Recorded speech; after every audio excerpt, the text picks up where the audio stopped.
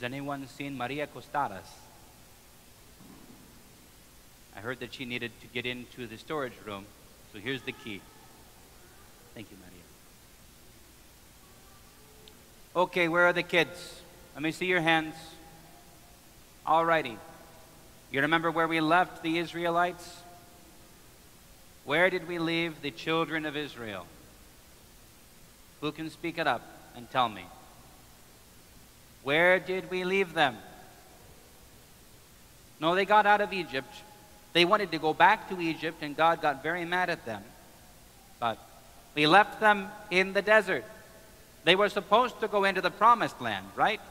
But when God said, let's go into the promised land, what did they say? We want to go back to Egypt. We're scared. Okay. So God said, you are going to stay in the desert till all of you who are grown-ups and were scared die. And then the rest of you, the children, once you grow up, you will go into the promised land. Right? We remember? So, after this, we have a few things happen because they're getting older. So first, Aaron, who was Moses' brother, who was the high priest, he gets old and he dies. And then Moses, who's still leading them, he loses his temper and he hits a rock when he's only supposed to speak to the rock, and it makes it look like he thinks he's doing it himself. And God says, okay, Moses, you too, you don't get to go into the promised land. So even Moses messed up. But then, after they'd wandered for a while, they came to a kingdom called Moab. You ever heard of Moab before? Okay. And the king of Moab looked out and he said, that is a lot of people who aren't my people. They're wandering around and think they're going to invade. So he said, I know what I'm going to do. I'm going to talk to the prophet, the magician, the guy who knows what's going on, Balaam. And I'm going to get him to come and curse the children of Israel, and then they will be in trouble and I'll be safe. So he sent a message to Balaam. He sent messengers and he said, okay, I want you to come and put a curse on the Israelites. Okay? Now, we don't exactly know who Balaam was, what his story was. We do know that in the middle of the night, an angel of the Lord came to him and said, Balaam, don't go.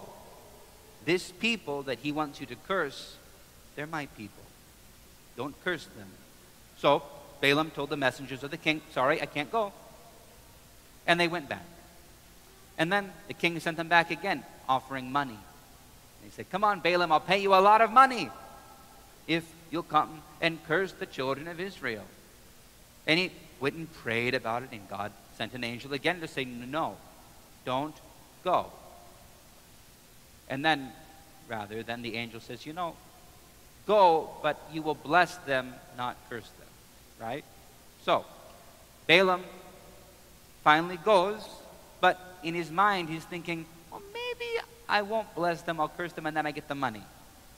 That's a guess. It doesn't really say what happened. Something is wrong, though, because here's what the story says. It says, Balaam got up in the morning and he saddled his donkey and he went with the princes of Moab. And God's anger was kindled because he went in the way that he went in his mind, and the angel of the Lord stood in the way as an adversary against him.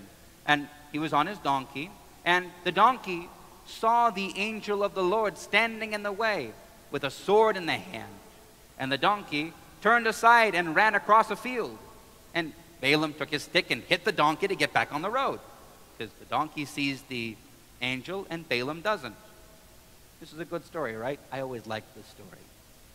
And then the donkey sees the angel of the Lord standing in a path. They're going between two vineyards, so there's walls on either side. It's kind of a narrow way. Then the angel is there, so the donkey tries to go by up against the wall, and it smushes Balaam's leg. And he's really mad, so he hits the donkey some more. Right? And then the angel of the Lord went further and stood in a narrow place where two mountains came together, so there wasn't any room to turn aside. And the donkey just sits right down. And what happens when a donkey that you're riding sits down? You fall off. Okay, so Balaam is really mad.